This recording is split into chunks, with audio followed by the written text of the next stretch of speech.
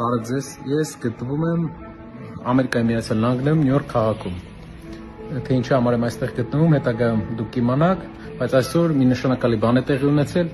Financial Times համաշխարհային ամենահայտնի օրաթերթերից մեկը իր շաբաթօրյա հրատարակության մեջ ներկայացրել է Սամվել Կարապետյանի կալանավորման մասին տվյալներ, որի մասին մենք կուզենանք ձեզ կներկայացնենք ժամանակի ընթացքում, այսօր կներկայացնեմ ես։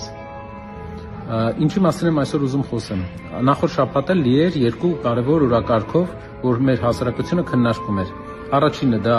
դպրոցներ թե գործարաններ, երկրորդը դա սակագին իջեցնել թե նույնը թողել։ Մեր առաջարկը եղել է առաջին թեմայով, որ երկրում կառուցվեն գործարաններ սկզբից, հետո նոր դպրոցներ։ Ինչու ենք մենք այդպես մտածել։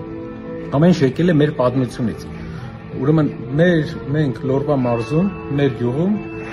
կառուցեցինք դպրոց, հետո մի 20 տարի առաջ ամենաժամանակակից պայմաններով։ Հետո ճանապարհները վերանորոգեցինք Տաշիր քաղաքից մինչև մեր գյուղի բոլոր ճանապարհները, քաղաքում Տաշիր շատ ճանապարհներ։ Սակայն անգամ գյուղի տների բոլոր փոփոխությունների արդյունքում մարդիկ էլի շարունակում են հեռանալ։ Որտեղ պատճառը մեկն է։ Մարդը եթե չունի աշխատանք, եթե գործ չունի, նա չի մնալու։ Ուզում ես ոսկուց էլ ամբողջ քաղաքը սարքի նվիր իրան, ուզում ես բոլոր շենքերը կարող ենք փոխել, մարդիկ գնալու էին էլի։ Պատճառը նա է, որ մարդկանց պետք է ապահովել սկզբնական հաց, ապրուս եւ հետո նոր լավ պայմաններ, լավ ռեմոնտ, այսպես ասած։ Դպրոցաշինությունը լավ բան է, շատ կարևոր է դպրոցաշինությունը, բայց կարևոր է այս Հայաստանի աղքատության այս պարագայում, երբ 700,000 մարդ, ինչպես հայտնում են 25%-ը բնակչության աղքատ է ապրում, շատ կարևոր է, որ դպրոցաշինությունը որպես առաջնահերթություն լինի այն ժամանակ, երբ որ արտադրությունները, գործարանները կլինեն, հարկ կտան եւ այդ հարկերից կլինի։ Քանի որ մենք վարկ ենք վերցնում, դպրոց ենք կառուցում, հետո այդ վարկը պետք է փակենք հին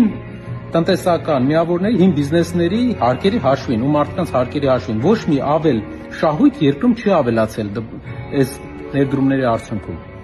Իսկ եթե գործարան են կառուցում, ավելանում է շահութարկ, ավելանում է եկամտահարկ, երկիրը ակտիվանում է եւ այդ փողերով մենք կարող ենք արդեն առանց վարկ վերցնելու կառուցենք դպրոցներ։ Սա է մեր առաջօրակարգը, երկրորդը սակագնի հետ կապված։ Սակագնին շատ լուրջ պետք է վերաբերվենք եւ մենք շատ ենք մտածել ներկայացնենք սակագինի իջեցնելու ծրագիրը, թե չէ, դրանով է պայմանավորված մեր մի քիչ ուշացումը։ Այսինքն հենց սկզբից մենք ներկայացրել էինք, որ պատրաստ ենք 6-ի սակագնից մի մաս իջեցնել, դա դեռ մեր քաղաքականություն հայտնվելուց առաջ էր եւ դա ապացուցելի փաստ է, բոլորը կարող են տեսնել ու ոչ մի նկրտում էլ չկար այդ ժամանակ, որ այսպիսի իրավիճակներ կլինեն, բայց այն ժամանակ մենք մտածում էինք արտահայտենք, թե չէ, որովհետեւ սակագին իջեցնելը, ճիշտ են ասում, ունի երկու ծայր։ Առաջինը հնարավոր է կարողանալու է սպահել սակագինը, թե չէ, եւ երկրորդը արդյոք իջեցնելով ինչ դրական էֆեկտ է ստալի բնակչության համար։ Հայաստանում կյանքը բավականին թանկ է, աղքատությունը բարձր է եւ մենք առաջարկենք մենակ բնակչության համար իջեցնենք, դա է մեր առաջարկը եւ մենք շարունակում ենք առաջարկել։ Ուզում եմ նաեւ նշել, որ շատ կարեւոր է, որ այս շաբաթվա երկու օրակարգերը հեղափոխական օրակարգեր էին իմ կարծիքով, որովհետեւ մեր երկիրը առաջի անգամ սկսում է քննարկել մեր երկրի իշխանությունը եւ ապագա իշխանությունները սկսում են քննարկել մի ձևաչափ,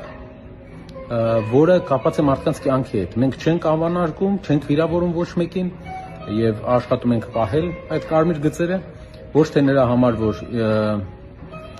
չենք տեսնում խնդիր իրար մեջ կամ մենք չենք տեսնում խնդիր իշխանության անցած ճանապարհի մեջ, այլ տեսնում ենք, որ դա չի օգնելու մարդկանց։ Եվ կարևոր է լավ երկիր սարքելու միակ ճանապարհը օրակարգերը սարքել մարդկանց օգտակար օրակարգեր։ Օրինակ, պատկերացրեք ինչ լավ օրակարգ է դպրոց, թե գործարան, պատկերացրեք ինչ լավ օրակարգ է սակագին իջեցնել, թե նույնը պահել։ Եվ ոչ մի վիրավորանք, ոչ մի իրար անվանարկում, սա է ճանապարհը նորմալ երկիր ունենալու։ Եվ բոլոր նորմալ երկրները քննարկում են մտքերը եւ առաջարկները, եւ ոչ թե մարդկանց։ Շնորհակալ եմ, լավ օր ձեզ։